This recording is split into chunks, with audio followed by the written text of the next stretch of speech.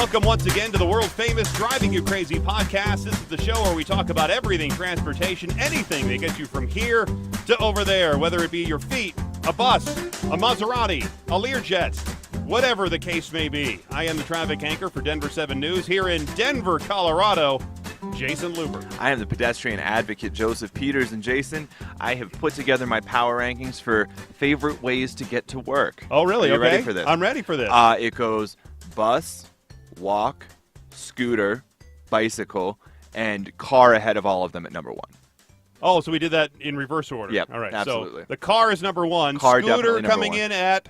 Scooter number two. Yes, of course. It's nice, relaxing. You can feel the wind through your hair, all that good stuff. Yep. Bicycle especially up as you're there too. careening onto the sidewalk because somebody got in front of you or you wrecked.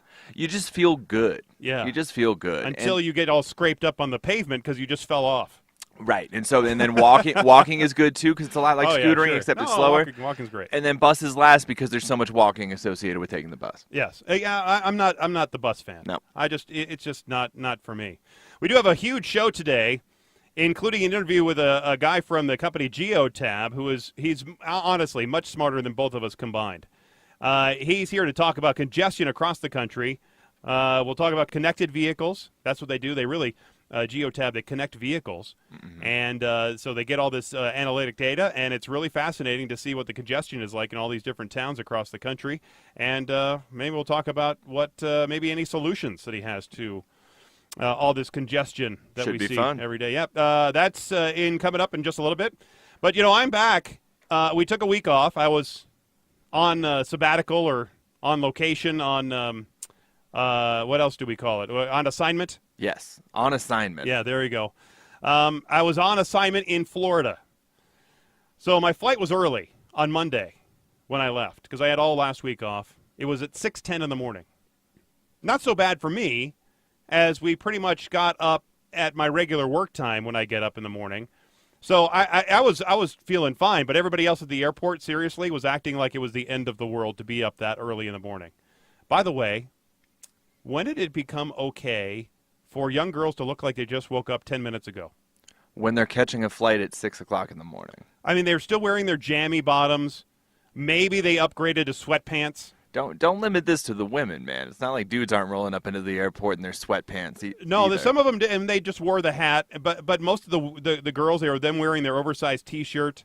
They had the bedhead hair, right? Usually they were either holding a blanket, more commonly a pillow. Is this a generational thing? I guess. I've never shown up for a 6 a.m. flight in like a suit and tie.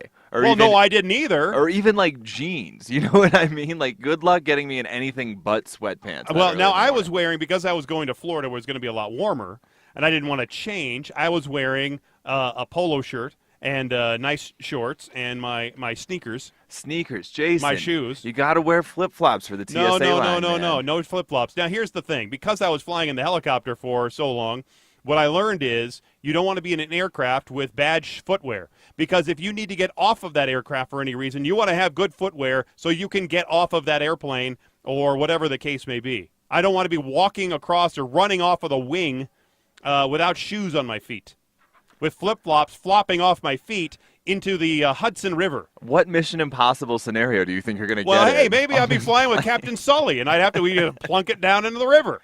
Give me the flip-flops, right? Man. I would much rather have had shoes in that scenario than flip-flops. Anyway, you know what? And then back to these girls. Okay. They honestly, they act like they're going through security, and it's the worst thing since ISIS. Like they would rather be in an ISIS camp of some sort, and rather than going through the security line. They get really put off by the whole thing. I just don't get it. It's not quite ISIS bad. Anyway, the line to check my bags at Frontier, it was more than ridiculously long. It was a line that went around the court. So you're weaving. You're from the where the counter is through the stand, the little the VIP line, right? right. Through that line, through that roped line, and then it went all the way around the court, almost over to the security area at 5 in the morning. Yes, it was a long, long way. It was a couple of planes worth of people trying to check in all at one time. This is Frontier, right? Yes, and they did not have enough staff there at the counter to check in everybody, not even close. So thankfully, outside, they had the SkyCap line available. And so with only 8 people or so in that line, so I said, all right, let's go. So we take the family out there. Of course, they wait inside while I am outside with the bags in my shorts and in my short sleeve shirt. Now, it wouldn't have been that big of a deal for me, except it was about 40 degrees and really windy outside the airport that morning. So while everybody else and all these, the girls with their sweatpants and then they have their jackets and then they're holding onto a blanket and their pillow and they're shivering and thinking this is the coldest thing since a polar bear stepped outside. I'm just standing there smiling with my short sleeve shirt and my shorts. But at least they're dressed for the environment, right? Well, for that moment, sure. Yep. For that moment. Okay. But then they get on the plane and they land in Tampa and off, hey. Off come the... And off comes everything, right? Well, anyway, we went back inside. There were still people that we were waiting behind in that line, waiting to go check their bags. And it's a good thing we actually did the SkyCap thing, because then we went over to security, and that was a 25-minute wait to get through security. And, it was fine. It was actually traveling with my 2 girls. They never have us go through that, even as a whole family. They keep the family unit together. So we send all our stuff through security, and they make us walk through the x-ray machine and not through that other thing where you have to hold your hands up and have everything out of your pockets, and it goes whoosh, whoosh, and it shows, all parts of you. So we just walk through that, and so that's no big issue for me. Okay. But still, we made the flight. We got there at least an hour and a half ahead of time. And because of these 2 long lines, I think we made the flight within 10 or 15 minutes of it taking off. That there were still some people that were waiting to get through security and wait through the Frontier line to get onto the plane, so we were actually delayed by about 10 minutes or so. See, here's my theory on it. If I am sitting at the gate for more than 15 minutes, I did something wrong. Like, my planning went poorly. If I'm stuck at the gate, if I'm walking around, if I'm going to Burger King looking at the menu, like, do I want to pay $9 for something I wouldn't pay $5 for on a normal day? Right. Maybe I can talk myself into it since I'm stuck at this gate for 45 minutes. Yeah, so you want to just be able to walk on the plane, they shut the door, and off we go. Precisely. Exactly. You want to have it timed out that perfect. Frontier, by the way, has a new slogan. What is that? You get what you pay for. Oh, really? Yeah. Well, we did. But have you ever heard people snoring? I heard some person snoring on the airplane when I got on and sit down. There was some person, I think we were 2 rows up. I mean, that's somebody who's comfortable sleeping anywhere. 2 rows up, I don't think I've ever heard. You definitely hear people snore on the plane, but they're right next to you, Now, the other big story that happened while I was on the road, I wanted to share. We were driving on the interstate that Monday, going down the road, and my youngest had just fallen asleep. She was tired. They were both tired, but so she fell asleep. She just couldn't keep her eyes open while we're driving. I'm driving a little bit slower so we can prolong this before getting some lunch, and so I'm doing about 60 or so behind this semi. Not too close, a comfortable distance away. And then all of a sudden I hear an explosion. Now, the best description of the sound I can give you is of one of those really large firework explosions when you're watching like the 4th of July firework display. Okay. It was that loud, and it was just like you would think an explosion would sound like. It was an explosion, huge boom. Now I instantly knew it had to be one of the tires on the semi-trailer up ahead. Oh, Lord. Because then I started seeing some of the debris, the little pieces of debris coming off as it was starting to shred, and so I quickly did some evasive maneuvers. Now, I was really concerned about the biggest piece. We call those alligators. When most of the big pieces of the tread, they're usually retreads. And they'll come off, and you'll have these pieces, this huge piece of rubber coming at you. And that's no good. You don't want to run over it. You don't want to get hit by it. We did get hit by a couple of pieces on the windshield. Now, my wife was no help because she pretty much cowered. As soon as she heard it, she turned to the left and cowered down and was just like, had her hands in her head, so she was really no help for me. She was ready for impact against the windshield, and then she was out. Let's be fair to her. How was she going to help anyway? Well, she could have grabbed the wheel. Look at that! Here, watch out for this stuff. I don't know. She's not like she could, grab the wheel or anything. But so as soon as I got around where I thought the debris was, now the semi started pulling over to the right because he knew what would happen. Exactly. And then I thought, all right, well, maybe I should pull over too. I didn't pull over right next to him. I waited to the next area that was safe, and I pulled over. And I checked around the car, and it looked like it was okay. Didn't look like anything big had happened. So it was really a scary moment, to be sure. Didn't know they called those big pieces of rubber gators, but my Yes. gosh, what a name. But you know what has changed, though, over the last 3 or 4 days? When I'm driving here in town, like driving to work or driving home, what now happens? Look, I'm not going to say it's PTSD because that diminishes it for the real PTSD right. for the real people that are dealing with that. But it's almost that same vein where because it's hard to describe. I mean, I guess I'm not really nervous or concerned. I'm concerned, apprehensive. It's something. There's a word there that I can't quite get right. But for that feeling now that I'm driving next to a semi-truck, wondering if that tire is going to explode. Right. Well, there's a certain level of apprehension, right? I mean, that's really Yes. what it comes down to. And I think that's normal for anybody who's been in a crash or like a stressful situation on the road recently is that you have flashbacks to that situation. You expect it to happen again. I mean, I've been in too many crashes, as we've been over on this podcast too many times for my liking. And so when I am behind the wheel, I'm a more panicked driver, and that's just conditioning, right? You're in a number of crashes. Your percentage, if there's a rate of like crashes to normal driving experiences, mine is higher than most people. And so I'm conditioned to this idea that I need to be extra careful because I'm more prone to crashes. And that goes away with confidence, right? Somebody like my wife who hasn't been in a crash in 11 years of driving, she's fine. She doesn't ever think about crashing because why should she? So, I mean, that's really what it comes down to. I do think that, I don't know if it's ever been studied scientifically, but the more recently you've had a crash or been in one of those stressful situations, the more it's going to linger on your mind. Yeah, I think the first crash I was ever in, I was so freaked out that I never wanted to drive again. Yep. You know, you just don't feel safe, and everything is just you go slower than you should, and you actually become more dangerous being that way. Absolutely. I did have a driver's ed teacher that used to almost do the same thing as what I'm doing now. She said that she used to at least try to inspect the tires as best she could on a semi-trailer before passing them because she was worried about this same scenario. Now, I never elaborated that this actually happened to her where she was driving and then a tire exploded and then it sent her off the road or anything. Right. But she said, every time you pass a semi, you should be looking at those tires because at any moment they could explode, and that would be bad. Now, it's taken me, I've been driving for 33 years now? So this is the first time it's happened in 33 years of driving? How often do you inspect the tires on the semi as you pass it? Is that really a thing? I was never taught that in driver's ed. Oh, yeah, no, she did. She would say, but how can you're going too fast to inspect the tire. You can't really. You can see if they're bald, but you can't tell if they're just about to explode. Maybe if you see a huge bulge in it. Well, right, there's not a countdown Watch clock for the bulge. on there. Yes, Like, yeah, there is. on, right there on the hub. Watch out, counting down in 7, 6. I mean, the rest of the trip was fairly uneventful, which is thankful. Right.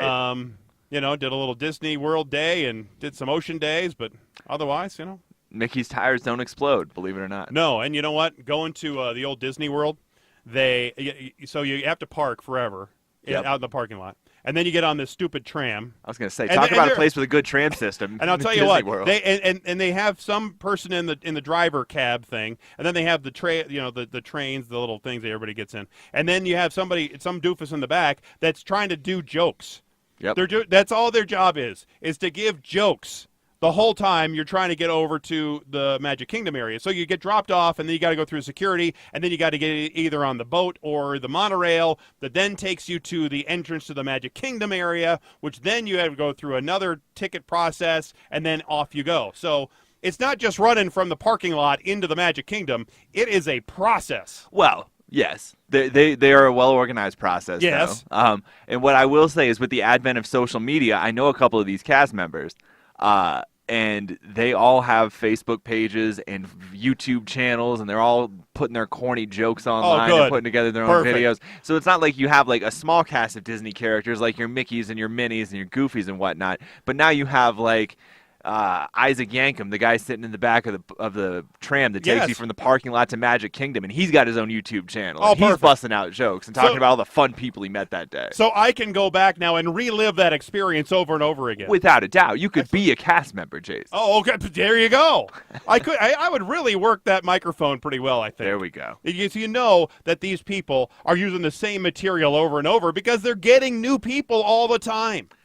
I mean, imagine Right? you're a bus driver, right? At the end of the day, you're still just like a tram driver. Well, so, there's a tram driver, and then there's the person in the back of the tram that's making sure that nobody has fallen off. well, that's just it. It's not like they get 2 hours during their day where it's like, go write something topical. Give me something on these Trump tweets from today. But don't you think that they're also thinking, oh, wait, that's a good one. They're writing it down. They have a little Right. notebook. They have like one of our reporter notebooks, and they're jotting down notes of them of their best material, and then they're using it. Maybe they take it to the Orlando Comedy Club that weekend, and then they're just testing their material on the tram. It's the happiest comedy club on I'll tell earth. you what, that was very funny on a tram in Las Vegas one time There to we the go. entire crowd of people that didn't want to hear my jokes. But I was killing it. I was killing it on that tram. There we go. I was very, very funny. But while I was away, I was able to keep up with the best story of the week, of course. The very best story of the week, it was the woman who was removed from a Frontier Airlines flight because she brought on board her emotional support squirrel. That's it. That was the story of the week. Do we need to elaborate? Because I have thoughts. Because I'm sure you obviously heard the story, but for our listeners, there was a flight from Orlando to Cleveland, and there was this woman, Cindy Torok. She brought on her emotional support squirrel in a little pet carrier on the airplane, and the Frontier Airlines official said that Cindy noted in her reservation that she was bringing on an emotional support animal. However, she did not indicate it was a squirrel on purpose. On purpose. Because right there, that is my indication right there that she knew what she was doing wasn't allowed. That she wasn't allowed to bring a squirrel because Frontier has the express written description there in their policy, no rodents and other whatever it is, but that they were not allowed to have squirrels on the airplane. But she did it anyway because I'm sure in her mind, the squirrel is smaller than a cat, shouldn't be any problem at all. It'll stay in the carrier. It's not going to be a problem for anyone, and I think she thinks she could have gotten away with it if it wasn't for the meddling kids. Nope. That was a Scooby-Doo reference. She knew she was going to go viral. She No, went into no. this. You think with, she went and she knew she was going to get caught? We are all getting worked right now. No, all of us. I didn't think The no. entire media is getting played by this I woman disagree. who brought her squirrel onto the plane in a cat. I'm not saying she's sane. I'm not No. saying that she is well adjusted and had all her ducks in the right row when she came up with this plan. But Cindy knew she was going viral as soon as they all started clapping when she got thrown off the plane with her squirrel in a pet carrier. She knew this. What I think happened was someone around her saw this squirrel, or more likely, one of the flight attendants saw the squirrel. I don't think that. See, now you're coming at it from the angle that she wanted people to see the squirrel. I think that she didn't want people to see the squirrel and wanted to get on board with it anyway. But I think the flight attendant saw the carrier and maybe said, "Hey, let me see your cute kitty. Let me see your cute doggy." And she says, "Well, it's a squirrel." And that's when all the red flags go off, and that's when the flight attendants go, we don't allow squirrels on our airplanes. Right, because we don't allow squirrels on the airplane. How did she get all the way onto the plane?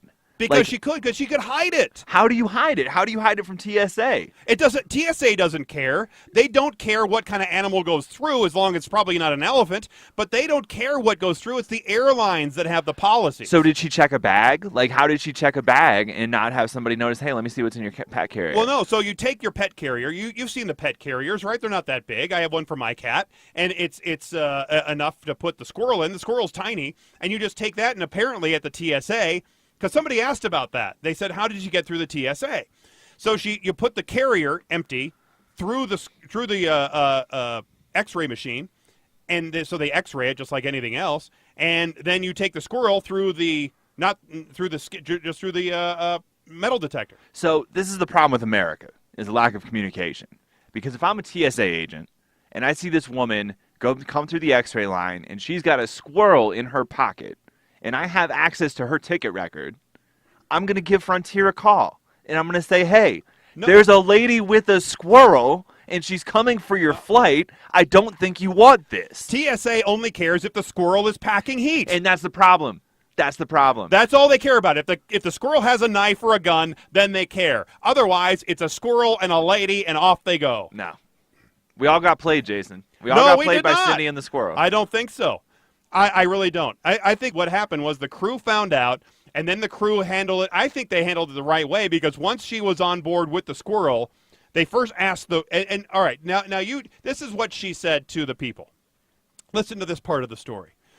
So they first asked the woman, Cindy, to get off the airplane with the squirrel, but she refused. She said, quote, "You are not taking my squirrel, sorry." See? Is that something that a person says that isn't trying to go viral? Because then because she said she needed the squirrel for her severe anxiety. And now the flight attendant said if she doesn't get off the plane, they're going to have to get everyone off the plane. And Cindy said this. She said, "Okay, get everyone off the plane." She said that to the flight attendant. So Cindy was digging in her heels at that point, maybe trying to go viral, because she was already on the plane, and I'm sure she thought this, that there was no way they were going to take everybody off the plane, including her, because of this squirrel. She was right? Well, they called her bluff, yeah. And they asked everyone to get off the plane, so everyone got off the plane. And then the crew called the Orlando police, who then came onto the plane and then convinced her, eventually, to get off the plane under her own power and not dragged on the floor. And they escorted her off the plane and brought her over to the main terminal. Now, I have another theory of why they did that, emptied the plane first before having her get off the plane, or having police show up inside the plane and try to get her off that way. When the plane is empty of people, it is also empty of cell phones and cell phone cameras. And if there's no video to show the police how they convinced her to get off the airplane, there's no tweets, there's no Facebook posts, no Instagram posts about how this woman was treated when she was removed from the plane for fighting with police about her squirrel. Now, Cindy says she was escorted off. She says she wasn't abused, which is good. But if she wanted to say she was abused by the police, where would be the video evidence? Now, maybe the officers had body cameras, and they could use that. But with no cell phone cameras on the airplane, because there was no passengers, you had to wait till she was off the airplane to see that video. And that's where it also gets very good. Because the video of her getting wheeled out of the jetway and through the group of people that were supposed to be on the airplane but are now waiting over there at the gate was fantastic. Now, did you see that video? I did. It was great. So she's in this wheelchair, holding the squirrel in her lap, and many of the other passengers that had been asked to get off the plane, they were cheering. They were cheering as she was wheeled away. It looked to me as if she was giving some of them the finger, and then she turned from the finger to a thumbs up because she thought, Cindy did, some of the people that were cheering for her, when really they were cheering that she was leaving. You know how I know she was trying to go viral? How? Because it was a flight from Orlando to Cleveland. If you were going to buy a plane ticket that you never intended to use, it would be to Cleveland. Now, she did admit that she can understand that some people might have been creeped out by the squirrel and that it was on the plane. But Cindy says it was in her carrying case, so it shouldn't have been a problem. Now, this is where it gets really, really good. Cindy says it was cruel what the airline did to her, even though they gave her money back and gave her tickets, vouchers on top of that for other flights. But here's what she said, and I will quote Cindy with what she said. "I will own a big portion of this airline. I'm going for blood. I'm going all the way. I'm contacting an attorney and taking it from there." Unquote. Cindy, I have one thing to say. Good luck with that. Good luck. Have we reached out to Cindy? We have not. I sense a guest for an upcoming episode of the Driving You Crazy podcast. As an unofficial attorney of Frontier Airlines, this would be my defense of the airline against Cindy and her pending lawsuit. Ms. Torek, we have a specific policy that was intentionally ignored. Ms. Torek notified us of an animal but refused to identify the animal, especially because it was a squirrel. Because she knew it wasn't allowed on the plane, but she came with the squirrel anyway. We went above and beyond to accommodate her and her wishes, but she refused, resulting in delays and inconveniencing our other customers. Sir Judge, we rest our case. Case closed. Can we buy her a toy plane? Would she be satisfied with that? As long as she takes her squirrel along with it, Right. I guess. Her squirrel can play with the little plane, hop on it. Because, look, at the beginning of November 1st, Frontier's policy automatically changes anyway for all of their support animals. Just in time for the holidays, folks. It would be one cat or one dog that can fit under the seat at their feet in a carrier, period. They don't even have to justify, because they have on their policy now, no squirrels and no rodents and no exotic animals and blah, blah. So they don't have to say no this or no that. It's only one cat or only one dog, period. If you don't have a cat or you don't have a dog or you have more than one or the other, then you cannot come to the airport with your pets and get on the airplane. Poor people with emotional support rabbits who you'd think would qualify under this policy. No, rabbits are out. Rabbits It's are out. a cat or a dog. Yep. If you have a rabbit, leave it at home or drive. One of the two. Because I really think, even though it'll make us sad because we can't talk about these stories, I think we're going to see fewer and fewer of these stories going forward. Thank God. Well, I like these stories. They make me happy. I do too, but I'm excited for this era of travel to end. It's really, they're going to clamp down, and it's really going to be interesting to see then now, if most of the airlines have this policy now starting, if the TSA will then say, well, I'm sorry you have a squirrel, you can't come in. I'm sorry you have a otter, you can't come in. I'm sorry you have a badger, and you can't come in. But let's flip it. When do we get the animal-friendly airline? Right. Wild Air. You know, there is a little boutique plane that flies out of one of these, like Rocky Mountain Metro Airport, that does ship pets. And it's only pets on the airplane. Only pets. Only pets. Pets only. Pets only. At least, I don't know if they're still in business. That sounds amazing. But yeah, no. And I want them all out of carriers. I want them doing their business everywhere. Oh, that'd be gross. Maybe they could do like a themed cruise. You know how they have themed cruises? Yeah. Where they have guests and they have other themes for these different cruises, right? Well, maybe they can have then themed flights where it's all pet friendly. I think we could take this one step further. Think of all the themes you could do. How much would you pay for a flight where the Backstreet Boys are your flight attendants? Sure. And they do a concert mid-flight. Exactly. Why not?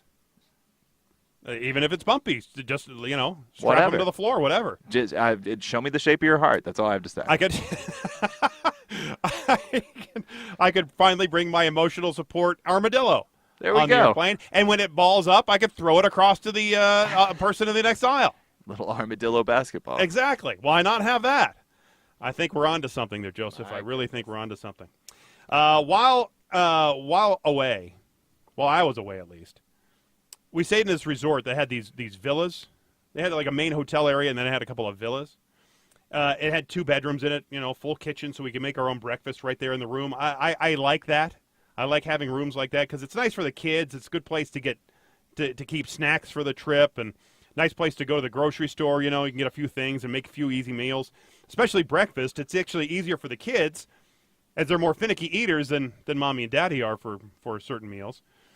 Because they had this restaurant there at the main lobby, but it was pretty expensive. It was one of those sit-down places. It takes a while to get served. We didn't want to do that. So it was nothing like those staying at the La Quinta. You've done that? Or the Holiday Inn Express or Oh, yeah. whatever, Yeah, where they have the continental free breakfast. Yeah, no, not just a continental breakfast. They actually have the free breakfast area where they have the table set up, and they have a little breakfast deal set over there where you can get, usually they have like some cereals and milk and juice, the coffee, the bread, the toast. Inside information. They have eggs, too, right? Oh, it depends. Those eggs come in a bag, and the bag is boiled, and the eggs are made inside the bag, and then you cut the bag open, you chop it up, and you put it in a little container. Yes, that's pretty much their scrambled egg mixture. And sometimes they'll have sausage or bacon. Mm-hmm. Most of the times they'll either have some yogurt. Remember that time we did a podcast explaining what a breakfast area was at a hotel? But the best part about those are the waffles, the waffle makers. 100%. Right? You go to you pour the batter in that little cup, and then you got to spray the waffle maker, and then you pour the batter into the waffle, and then you close it and you spin it. And who among us is not guilty of burning themselves on that dang waffle maker? Exactly. At least once. At least once. Well, anyway, I bring all this up, Joseph, because this free breakfast rant really is leading me to tell you about the search for a bold thief targeting Dalton, Georgia. Oh. He's going through some of those area hotels and stealing from the free breakfast bars. Now, Dalton is north of Atlanta. It's right near the Tennessee-Georgia state line. It's really the carpet capital of the Southeast, if you've never been there. Now I know. Police said one man decided to walk into the Holiday Inn Express, help himself to the free hot breakfast. The man also stole plastic silverware, shampoo, and towels. Is this a crime? Yes. He wasn't staying there. I did this in high school a couple of times. The front office manager at that hotel said something didn't seem right about this guy. She said he walked in with books, started eating from the breakfast bar, wandered the halls. She said he looked lost, and then his actions looked fishy. That's when she got her general manager involved. The GM approached the man, who told her he was just checking out how easy it is to get into hotels and get free stuff. So he said it's a research project. Now, the GM, of course, told him, you're going to have to do your research project elsewhere. You're going to have to leave, sir. Now, police said that's not the only hotel the man entered.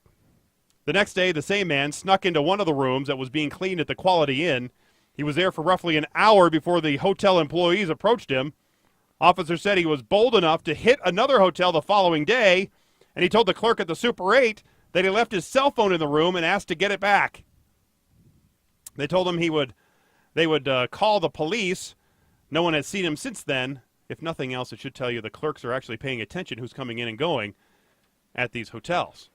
Or they found out there was a serial hotel invader, let's say, and they were extra careful to watch out for the guy. The worst part about those breakfasts, though, are the way people treat each other at these breakfasts. Please tell me I mean, more. they're rarely courteous.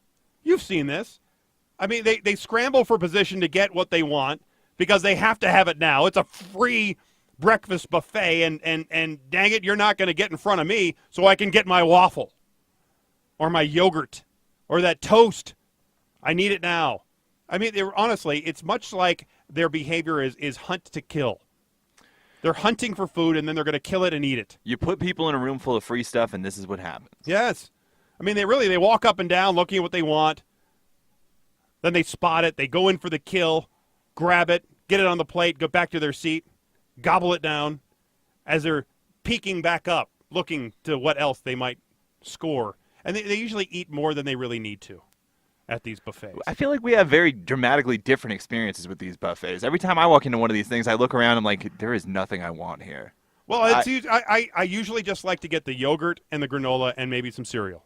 Bagel. It's always a bagel. And my kids want the waffle, but it's just I like watching people.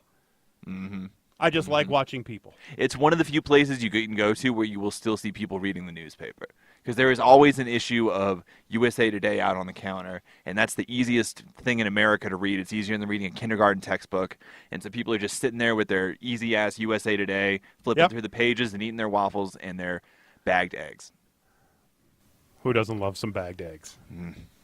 So, Joseph, what is the most fun time to drive on the road, you think? 4 a.m. Yes, I agree. Mm-hmm. When they are most empty, like when I come into work at 3 o'clock in the morning. Yep. Stacey Donaldson, who was filling in for weather today, she remarked how nice it was to come into work at 3 in the morning. But the reality for most of us is that we have to deal with the morning and afternoon rush hours and all the congestion that goes along with it. So with so much growth at the cities across the country, especially here in the West, there have been some significant changes in traffic patterns in some of these major cities in America. Now, the company Geotab, they connect commercial vehicles to the internet. They also provide usage analytics to help companies manage their fleets. Well, they did a congestion study, and they revealed some of the changing traffic patterns across 20 major U.S. cities. And joining us here on the show is Mike Branch. He's Geotab's VP of Data and Analytics to talk about what they found out. Mike, welcome to the Driving You Crazy podcast. Thank you so much, Jayson. Yeah, absolutely. Happy to be here. Well, before we get into the research and the data that you're so good at, much smarter than the both of us combined, what is your commute like? How far do you have to get to or from work? Well, that's a great question. So I've got about a 10 to 15 minute commute to work, and it varies. So I'm out in the Toronto area here in Canada, and finding going to work not too bad at all. It's always coming back from work. That's when it almost doubles the time coming back, and I don't even live that far from the office. So definitely something that I think needs changing across the board. Not only in the U.S. and Canada, it's a problem everywhere. Yeah. So obviously you are feeling not only your data, but you're living it as well. And there's an old saying in the traffic world about congestion that it is getting so bad in some areas of the country that you can change your tire almost without losing your place in line on the roadways. So what are It's true. It's true. What are some of the key findings in your data? Where is traffic getting worse? Yeah, so what we did is we kind of took a snapshot of data for a full year, right? So we looked at, we had about 350,000 vehicles across 20 major cities from kind of August 2017 all the way through to July 2018. And we kind of wanted to look at, well, where are the worst kind of speed drops, congested cities, congested areas?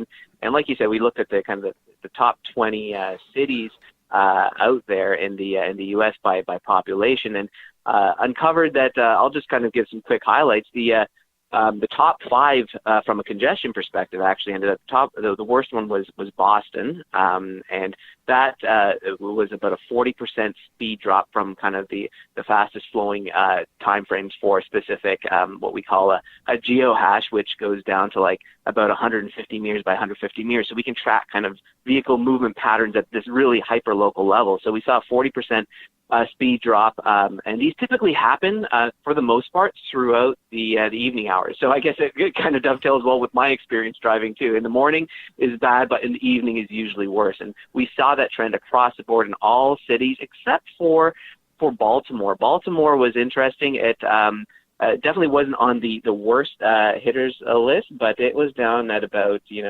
a number maybe 15 or so.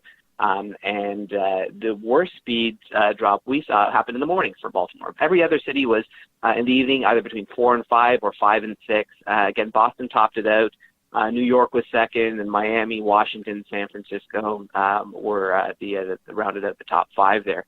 And that you can see all the details on that if you go to our site there, geotab.com/gridlocked-cities. And there's a whole kind of mix of those top 20 cities there, and you can see kind of throughout the course of the day near the different landmarks where it transpired. So yeah, some pretty cool stuff to look at and visualize the impact. I encourage you to check out, see if it kind of makes sense for your city as well too, right?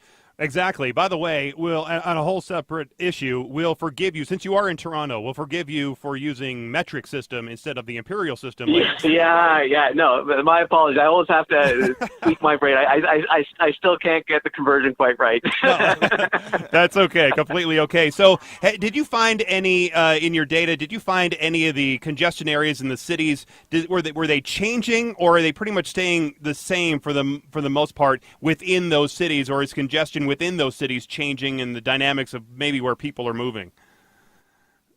Yeah, I mean, we saw it change dependent on the usually the season as well too. Weather has a huge impact, obviously, on the flow of traffic. What we did here is we kind of took 1 year's worth of data, so we could kind of remove any seasonality. So we looked at, okay, well, in general, what does this look like? But definitely, you're absolutely right. Definitely through certain parts of the year, winter season, no surprise, tends to be quite heavily backed up for, of course, a number of the northern cities.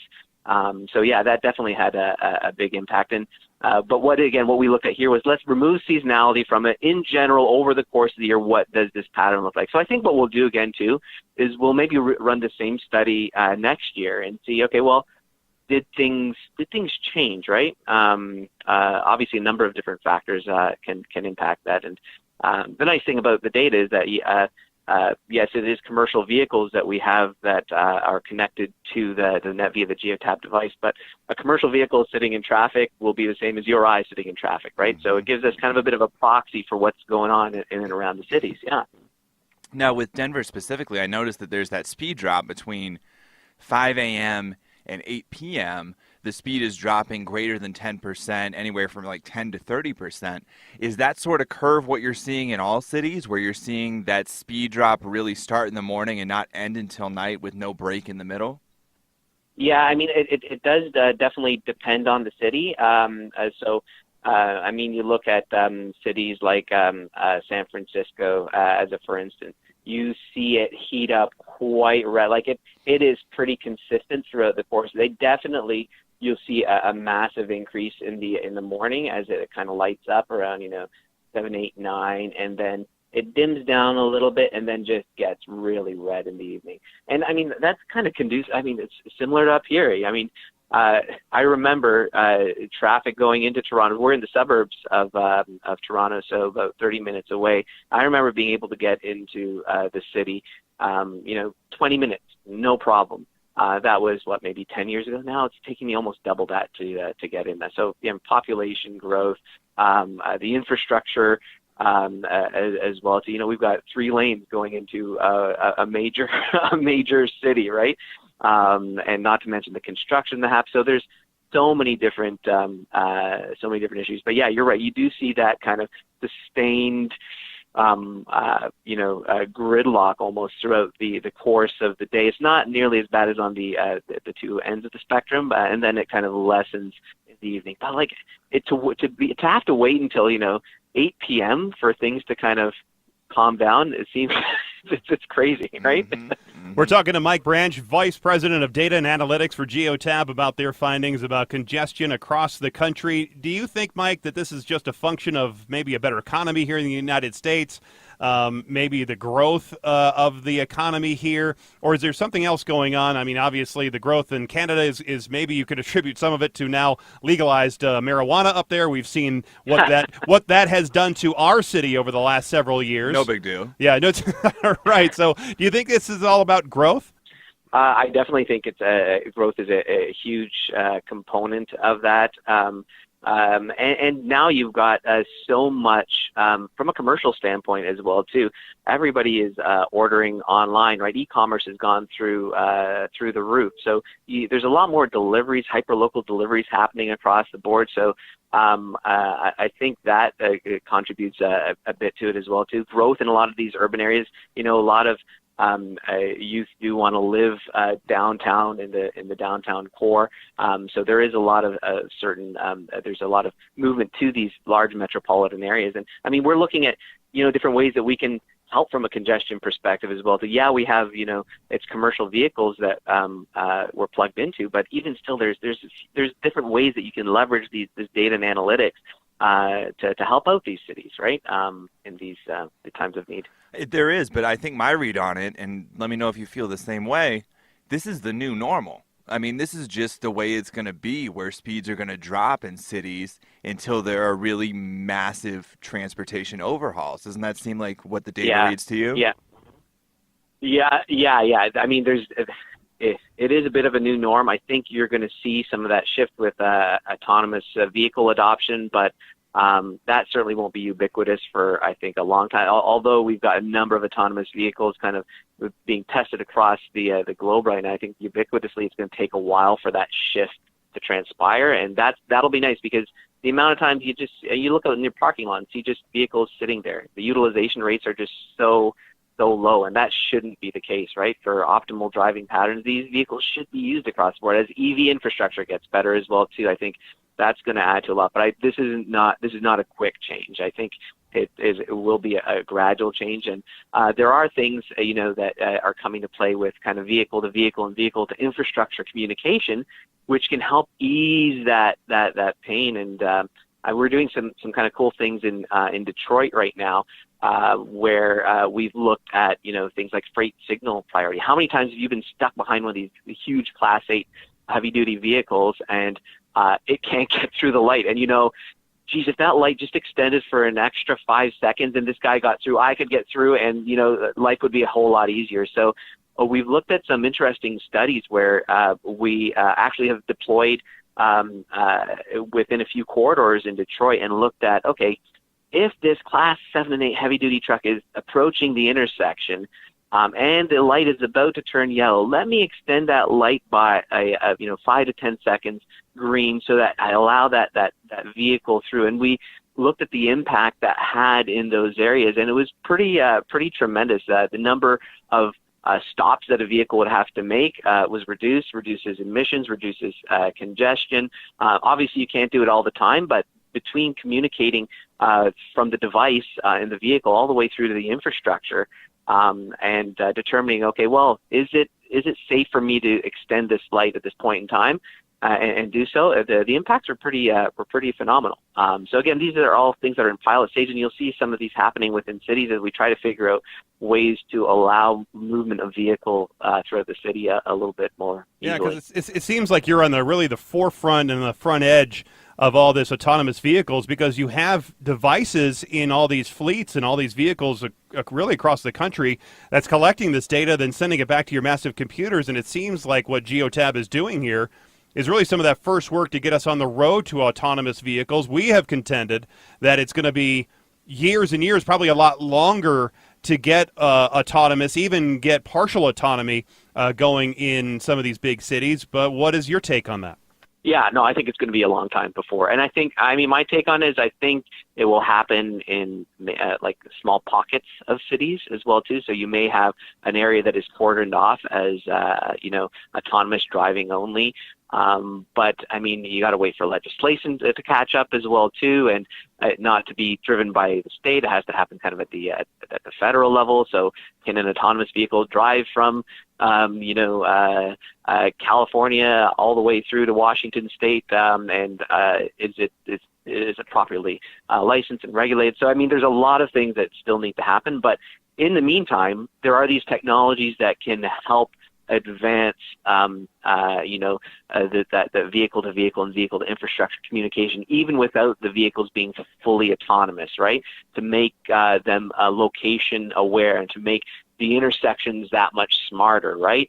So these things are already starting to happen, and it's through really collaborative partnerships with cities, telematics companies like us, traffic control systems. I mean, our partner in that with Detroit was a company called MyoVision, and they're doing some fantastic stuff as well too.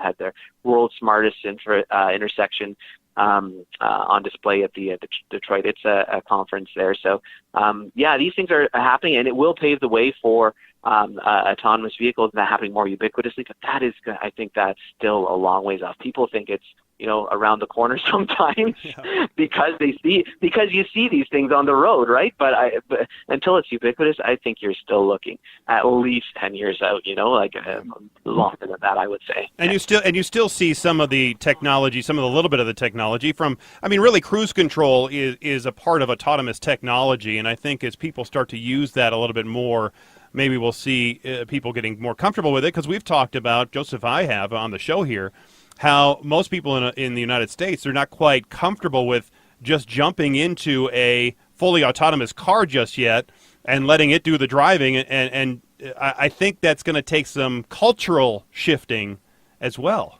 Yeah, I completely agree. I remember the first time. So one of the guys in the office here he got a Tesla Model 3, right? And the first time he was, I think, the third person in Canada to get it up here, and went for a ride in it, and it was pretty cool, but unnerving. As we were going on to the on-ramp, he lifted his hands off the wheel, and it took us onto the highway or the freeway, I guess, if I'm if I'm talking in U.S. terms. And then he would signal, and it would go into the appropriate lane, all by itself, right, when it was safe to do so. So it's a little unnerving to be in a vehicle like that. But I think.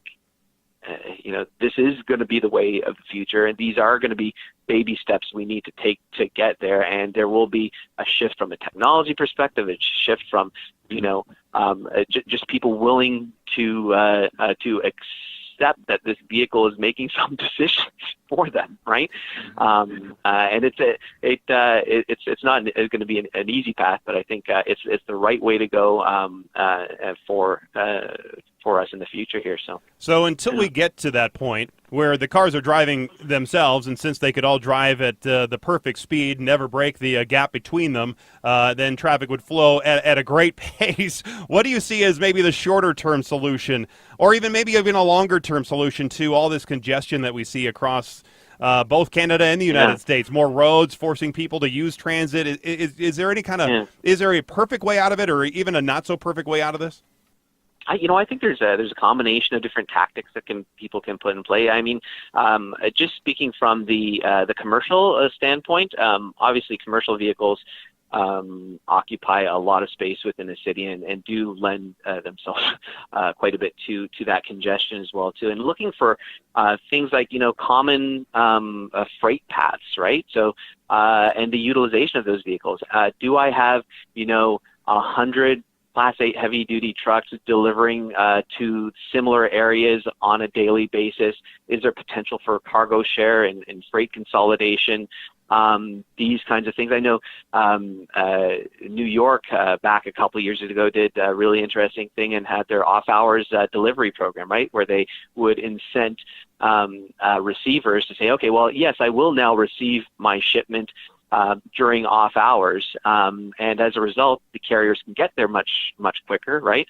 And it eases a bit of congestion during those peak hours. So I think there's different programs that can be put in place, but it does require that kind of partnership with kind of public, private sector, and speaking on the commercial side, anyways. I mean, that's one area that we do see a lot of room for improvement. And then, I mean, just in terms of the public transportation systems, and that varies from city to city, and some are amazing, have amazing subway systems and commuter access. And I think especially with the millennial group, the amount of people that I know that just don't even have a car anymore, right? So I think there's a combination of factors. It's making the city more livable, more, the public transportation system, you can get from point A to B that much quicker. But I think also on the commercial side, there's some interesting things that we are doing and are working with some cities to help employ. So I think it's a combination effect until you get to that, utopia somewhere way down in the distance where you have these ubiquitous autonomous vehicles moving around. Besides, all the millennials, and Joseph can tell you, they're all riding these little electric scooters anyway. Absolutely. So, I mean, they don't even drive cars, own cars. They just want to drive those silly scooters. And the bus. And really the train. I mean, anything but a car, man. There you go. Well, Mike, thank you so much for joining us. Mike Branch, the Vice President of Data and Analytics for Geotab. We appreciate you being here on the Driving You Crazy podcast. Hey, no problem. Anytime. Thanks for having me, guys. Thanks, Mike. Well, obviously, congestion is not going away. But it'll be interesting to see how these connected vehicles, especially as they are doing more of them in the future with Geotab, will help people figure out ways to maybe solve the congestion problem or get us on the road to these autonomous vehicles a little bit faster. It'll just be interesting to see all that. Amen. Yeah. So that was really I liked that. That was a good interesting interview there. Well, and to your point, like autonomous, as we've said so many times, it feels like we're decades away. But when you really look at the numbers and you see how much traffic is being slowed down as a result of the volume of cars on the road, for me, it's like, let's just get any solution we can out there and expedite it. Mm-hmm. There was one other other story I wanted to talk about that happened recently. It was about that deadly limo crash up in upstate New York. Mm-hmm. Now, when I first heard about the story, obviously I couldn't imagine that there were 18 people that died in one car. That was stunning. 18 people in a car, 17 in the back, and then the driver. And all I kept thinking about were who were these people? Did they have kids? What was their situation? How did 17 people get in the back of this car? Are they out for a party? Are they just friends? Was it a wedding? What was the case? Mm-hmm. Then I had to read up about the company that was involved in this crash and the many problems they had, and it was stunning that car was still on the road. There was a really well done story in the New York Times. It was called "Death at the Crossroads." And it talks all about the people who were killed, including the two people that were outside the limo. There was a guy and his father-in-law that were just part of this, this larger group that stopped at this roadside country store, and they just happened to be in the worst place at the worst time. it was completely random that they are standing there at this country store, and all of a sudden, here comes this limo down this hill, presumably because of the brakes failed, and that sounds like maybe where the investigation is going to go. Mm-hmm. And these two people were killed. But that limo should never have been on the road with people in it. State inspectors, as I read, put the excursion out of service after a September 4th inspection, and that the owners were actually warned not to drive it. But the limousine continued to operate, even though a lawyer for Prestige Limo said the vehicle recently underwent repairs. And New York State Police even arrested the son of the owner of that limousine company, charging him with multiple cases of criminally neglect homicide. Mm-hmm. So he's going to be going to prison for a while, all for this, and rightly so. Now, according to records and interviews and some of the last text messages that came out of the limo from the people that were inside, the thing that had long appeared to be unsafe, the car just, as you could hear from the description of these people that were in the car and other people who had rented that car, it was really terrible. Actually, there was this guy from Albany who hired that same limousine for his wedding a year ago, and he told an Albany TV station that after his experience of going inside, that he said it should have been in the scrapyard. He said the air conditioning didn't work, there was duct tape on the vehicle that was painted white to try to hold some stuff together, that it was just in terrible operating conditions. And the vehicle also lacked, they said, the federal registration necessary to keep operating after it was expanded from just a sports utility vehicle into a SUV limo. Mm-hmm.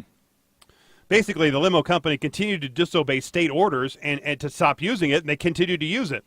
And they probably thought they were just never going to get caught, or they're just going to keep doing it. I've seen operations like this in New York, and that's just kind of. It's not just New York; it's everywhere, right? Like until you're going to shut me down, good luck shutting me down. Right. The Times-Union reported that just a couple of days before the crash, that the limo company, Prestige Limo, actually had the car for sale on Craigslist for $9,000. And in that listing, it said the limo was very clean inside, in and out, and DOT ready. And it had 180,000 miles on it. Well, obviously, none of that was true, and probably not even the mileage. Now, some of the most disturbing information about the crash came from the text messages sent out by some of the passengers before they died. And one of the messages said that the sound of the engine was so loud and so obnoxious that they would all be deaf. All the people inside the car, because it was so loud, they were joking that they were all going to be deaf by the time they got to the place they were going because that engine was so loud. And another text message said they could smell the brakes burning from inside the car. They could smell what it smelled like, burning brakes. Because they were coming down this hill, and that's why there was some speculation that the brakes failed or they just didn't work right or whatever, and that's why he just couldn't stop and careened and out of control. Now, there were a couple of couples who left behind some young kids. Like, there was one that left behind, I think, a 4-year-old and a toddler, maybe a year and a half. Another one that left, I think, a 3-year-old with no parents. Mm-hmm. And that's where I think about now being a father. That's what I think about most often is the kids, and these kids are never going to have a parent. I don't know about you, but I've rented these limos. Yeah, I mean, we talked about it 2 weeks ago. I was just in a limo similar to one of these. That's right. And to be fair, I never had any of the issues that were described in those text messages you were just talking about, right? Right. And I don't know that I would have done something if I did have those kind of issues. If you could hear that's the right. engine What are you going to knocking, if you can hear the brakes burning up, are you going to ask for another one? Are you going to inconvenience other people? I know. Are you going to be banging on the window there between you and the driver, saying you got to stop and let me out of this thing? Right. And then where do you go? You're in upstate New York. There's nowhere to go. They're going to drop you on the side of the road. So, But maybe that's better than obviously being dead. So maybe it'll make somebody think. I've had I've had limos, and usually it's more convenient than grabbing a cab, or it's about the same price, and it always seems like it's going to be more luxurious than it really ends up being. Mm-hmm. But I've had some of those limos and town cars that are in pretty bad shape, where the seats, you can almost feel the springs in the seats because so many people have sat in there, and there's tears in the carpeting or the upholstery, and there's just smells in there, and the cars aren't the best. I mean, they're really used hard. Right.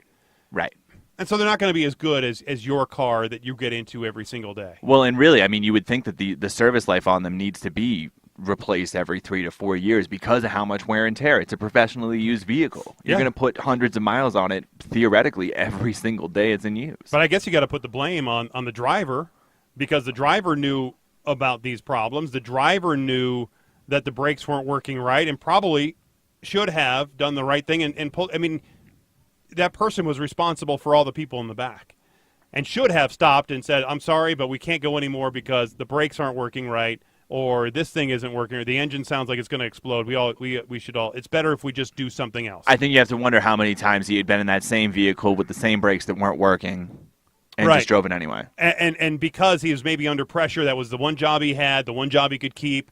Maybe the owner was saying, look, you're going to get fired if you don't do this job, and you need this job, and we'll pay you for this, so you just got to keep out there and keep going. And I could see that scenario really easy. It's really sad. It's horrible. You never really know when it's your time, I guess. Right. You're never guaranteed tomorrow, and I guess that whole story proves it. I didn't really mean to end on a melancholy note here, Joseph. It happened. Maybe here. Look, all right. I'll give you this joke, so we don't end on a sad note. A cop stops a guy for speeding. Asks the man, "Do you know how fast you were going?" The guy answers, "Well, I was just trying to keep up with the speed of traffic." The cop said, "But there is no traffic." The guy answered, "Well, that's how far behind I am." There you go. There you go. There you go. There's your Driving You Crazy podcast joke of the day. Pedal to the metal, baby. There you have it. Well, let's put the old cap on this show. Pull the plug on it, baby. And, stay tuned for next week. There we go. We'll see if we can get some special guests then as well. Well, thanks again for listening. Thanks for being here. Remember to rate, review, repeat on the iTunes or the whatever that you have, and the iListen that you can listen to the show on. Is that right? Is that a thing yet? That's definitely a thing. The iListen? Good. Perfect. Until next time, I'm Jayson Libber, the traffic guy. I'm support squirrel skeptic Joseph Peters. Be safe, and as always, happy motoring.